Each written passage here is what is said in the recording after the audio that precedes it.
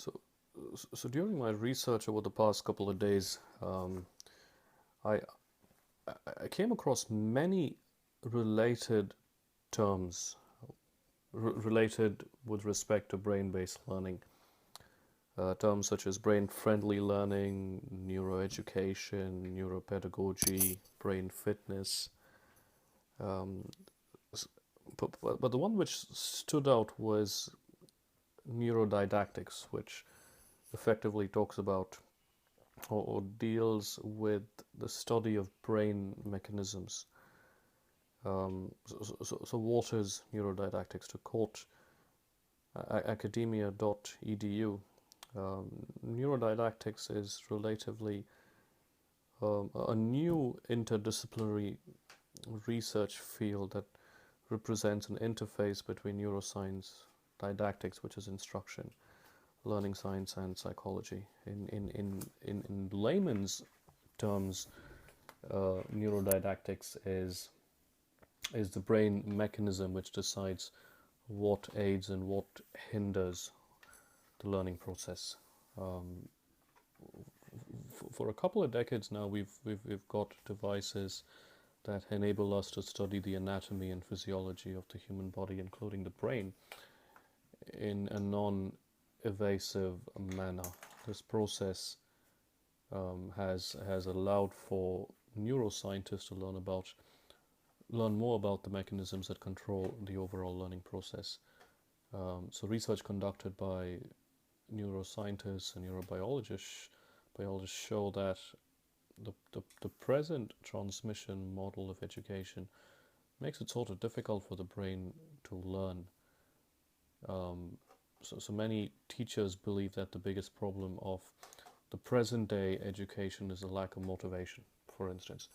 So this is a paramount reason for the instructional community to find out why the students lose the desire and motivation to learn at school, and why many of them complain of boredom, all this leading to much lower retention rates, dropouts primarily at the post-secondary level.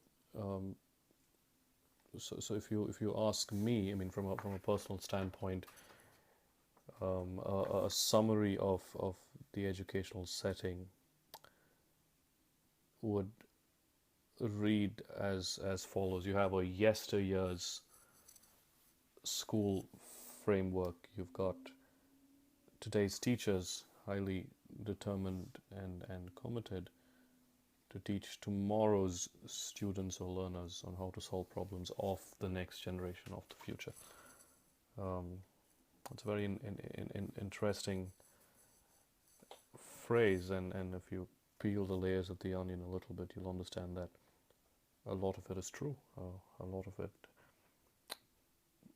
presents the premise of some of the biggest problems that we have in today's world. The knowledge of these learning mechanisms, which is dealt with in detail as a part of neurodidactics, should be researched and studied and passed on, synthesized, and passed on to the instructional fraternity, who are involved heavily in the education process, in the education of young learners, and this knowledge transfer about learning science, about brain science, and its positive effects, a positive impact on educational methods, on teaching methodologies, has to be made possible at the earliest.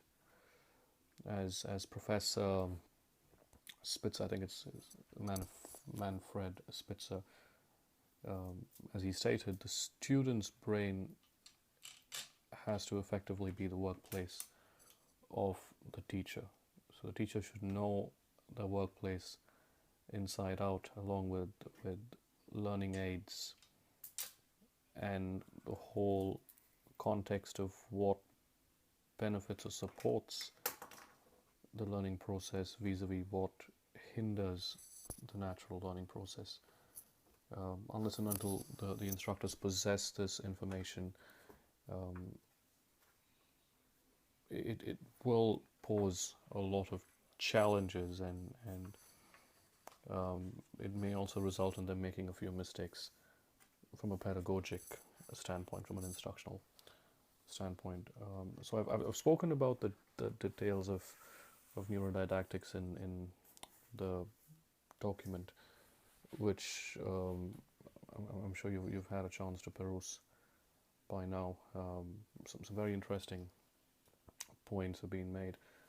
But in general, if you talk about potential application, the whole implementation value of neurodidactics, which I think is very important for me at least. I mean, when I research and study a certain concept, I always make it a point to discuss the application orientation of this. I mean, of that specific concept. And in this case, I think the whole structure of neural network is shaped by the activity, so that the brain of each student or learner has different capabilities. I mean, the whole personalized learning angle. So in other words, I mean, the structure of a neural activity, I mean, structure of a neural network is constructed, is modified, is sort of defined by the activity. It might be the learning process, it might be something else that a certain student or learner executes. So the brain of each student is very unique. I mean, it has different skill sets, different capabilities.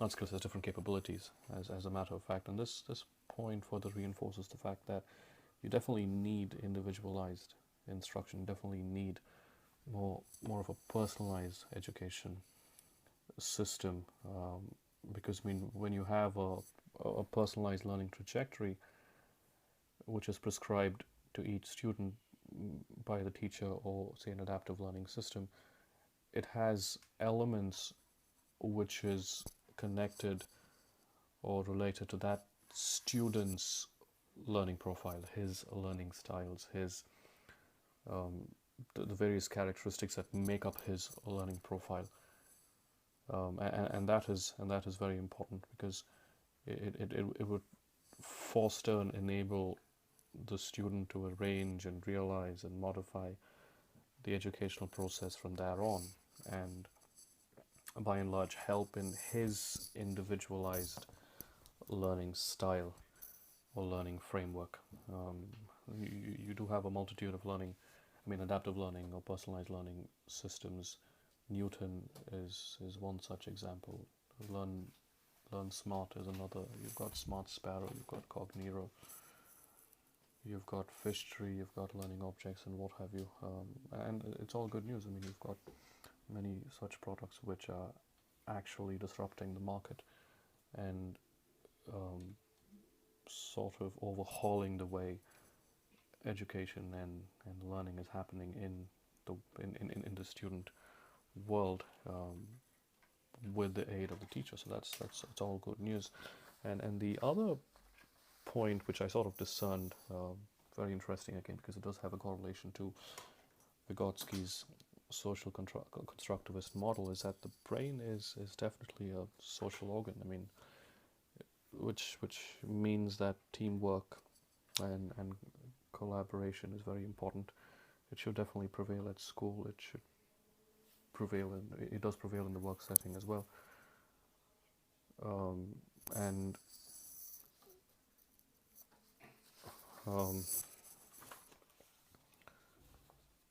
learning and development as a whole is a collaborative activity, and it eventually it does have a relationship to the cognitive development of a learner as well. I mean, a positive impact, I should say, toward cognitive development in the context of socialization and education.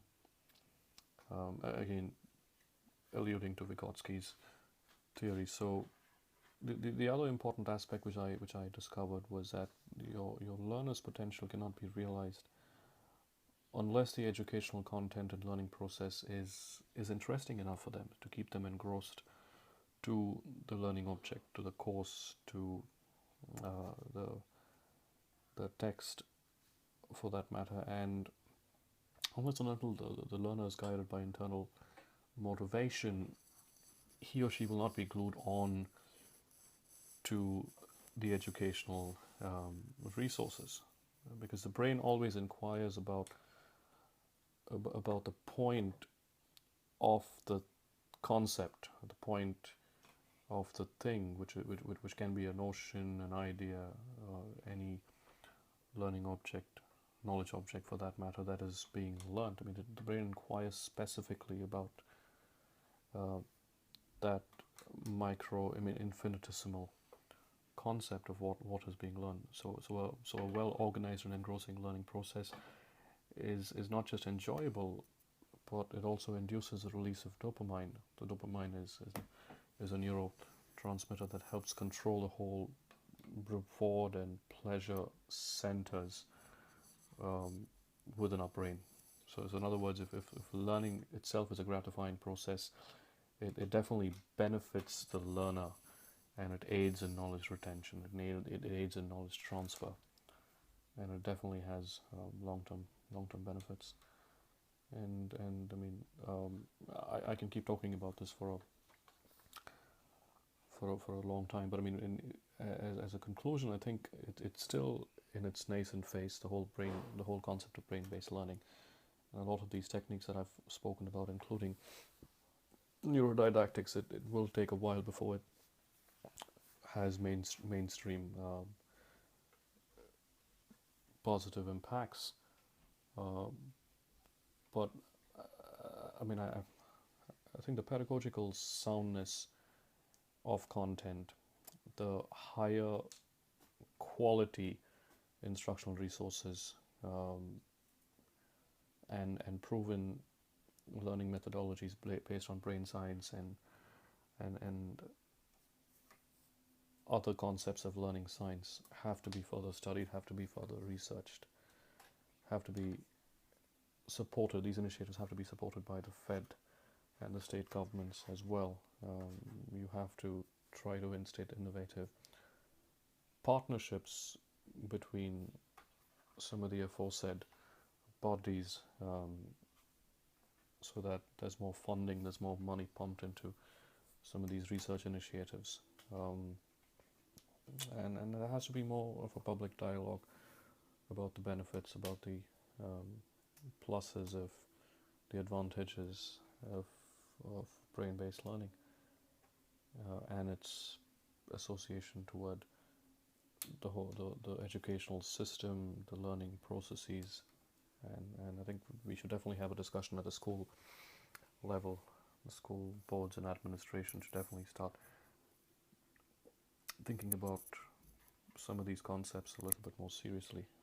Personally, for me, it's definitely taught me a lot.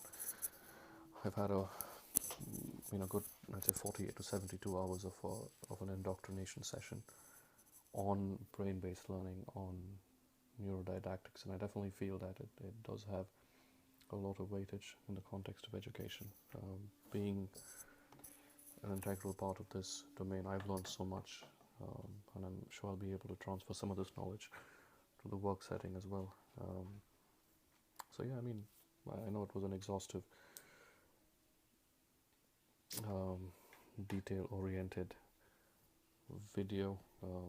As I said earlier, I mean, I don't have prior knowledge of shooting videos, so maybe that was the reason why it was badly edited and a little bit long drawn. But yeah, I mean, I've managed to touch upon some of the key aspects of brain-based learning, of neurodidactics, and I mean, I didn't just dwell on debunking a certain myth, but I thought I'll talk about the most important facets that I've gleaned through and learned as a part of this whole process.